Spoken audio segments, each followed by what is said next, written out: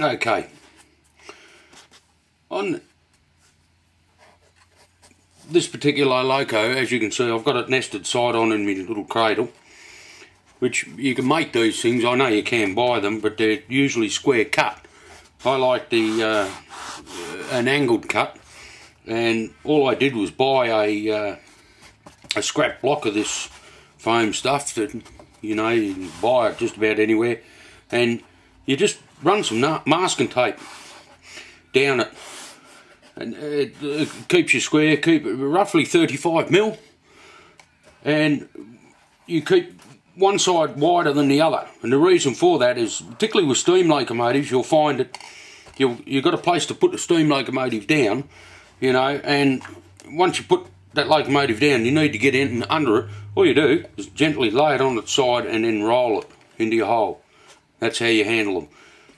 Anyway, getting back to what we're doing, when you try and cut these things off, what I do is I use this particular type of blade. It's a long blade. I don't use the round blade, nor do I use a chisel type blade. I use the long one. And what you do, I hope this will show up in camera, you use the very back part of the blade here, roughly in that spot. I hope I'm getting that on camera for you. Use that, and you use it by placing where you've got a cut and push with your thumb.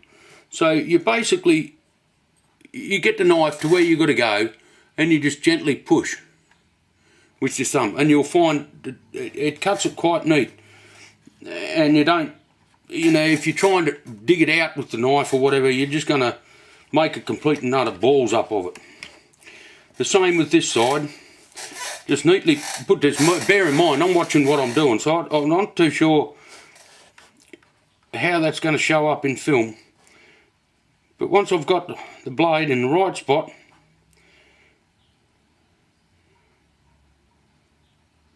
dink, and it's gone. Right, it's now a matter of just tidying up a little bit on some bits and pieces.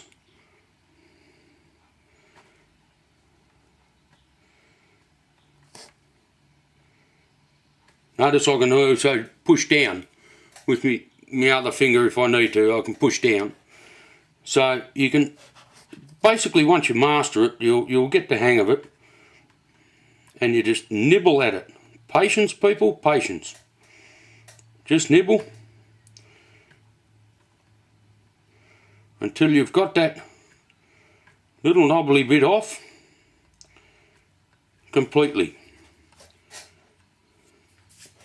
I'll slice a finger off one day doing that. That's the fun part of modelling, isn't it?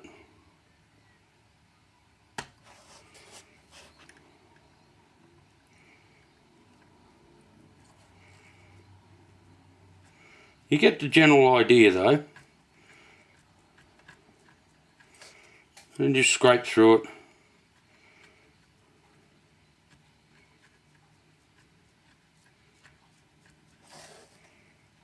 Not digging holes. I've followed the curve of the locomotive, so I've kept that going. Check it under my light here, and I've done well. So both sides are relatively smooth. I don't need to file, sand, or do nothing. You could if you want to, but then you're only going to ruin the paint anyway, so not good. Alright, now the next bit, of course, we get our little drill. This is a 1mm drill, and I've got to start right in the centre of that. And you don't drill it through. Press it down, just turn it lightly, and you will start to drill a little V-shaped hole.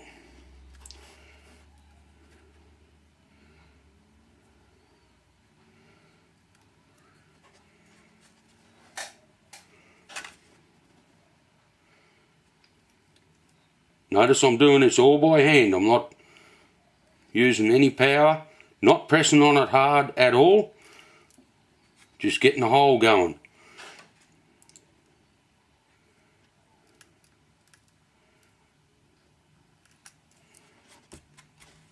And you can see now, if I come back into camera view, I don't know how well I'm doing with that. I've got no idea at all. In theory, you'll see the start of what I've done with the hole. Now the next bit, of course, I've got to upsize that drill bit. And again, you don't do this very hard. In fact, I haven't even got this drill in a holder.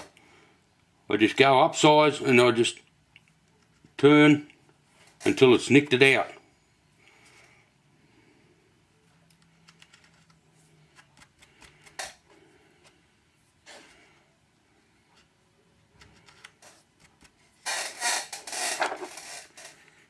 I'm trying to get it in camera view for you with a bit of light, bit of proper lighting.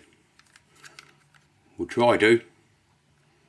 Boom, boom. You'll see that I've now indented that, and it's sort of like a V shape. It's because that's the shape of these little jewels.